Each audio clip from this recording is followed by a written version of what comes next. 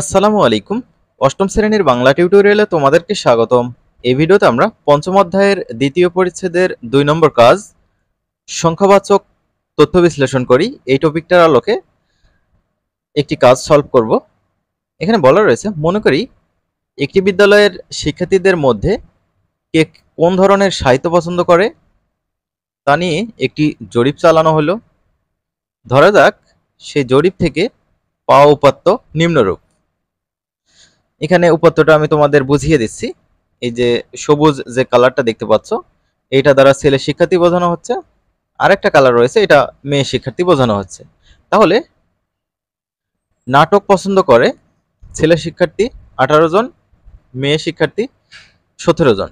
আবার গল্পর ক্ষেত্রে দেখো, ছেলে শিক্ষার্থী সবচেয়ে বেশি 35 জন গল্প পছন্দ করে, আর মেয়ে শিক্ষার্থী 19 জন গল্প পছন্দ করে।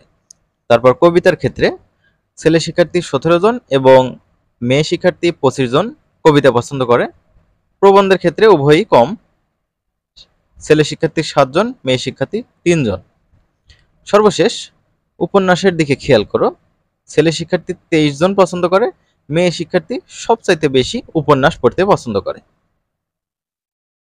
এখন বলছে, তোমার একজন সহপাঠীর সাথে সারণীর এসব উপাত্ত নিয়ে আলোচনা করো এবং বিশ্লেষণের মাধ্যমে প্রাপ্ত তথ্যের ভিত্তিতে 150 থেকে 200 শব্দের মধ্যে একটি রচনা আমার বাংলা খাতায় তৈরি করো।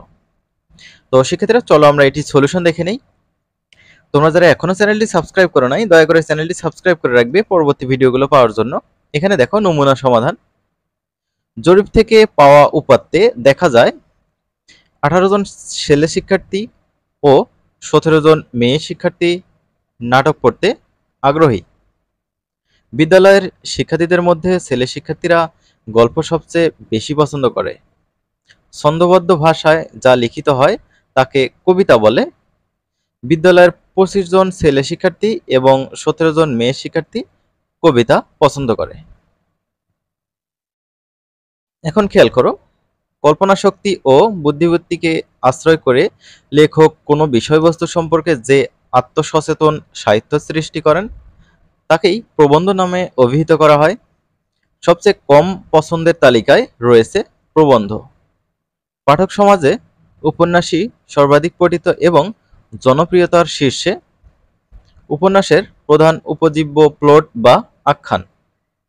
আখ্যান ভাগ তৈরি হয়ে ওঠে গল্প ও তার ভিতরে উপস্থিত বিভিন্ন চরিত্রের সমন্বয়। উপাত্তে দেখা যায় 23 জন ছেলে শিক্ষার্থী ও 36 জন মেয়ে শিক্ষার্থী উপন্যাস পড়তে ভালোবাসে। আমার সহপাঠীর সাথে সারণীর উপাত্ত আলোচনা করে এবং বিশ্লেষণের মাধ্যমে প্রাপ্ত তথ্যের ভিত্তিতে বলা যায় সবচেয়ে বেশি জনপ্রিয় হলো উপন্যাস। আশা করছি তোমরা বুঝতে পেরেছো কিভাবে সলভ করতে হবে এটি। আমরা পরবর্তীতে 5.2.3 বর্ণনামূলক তথ্য বিশ্লেষণ করি এই টপিকটা আলোচনা করব ইনশাল্লাহ।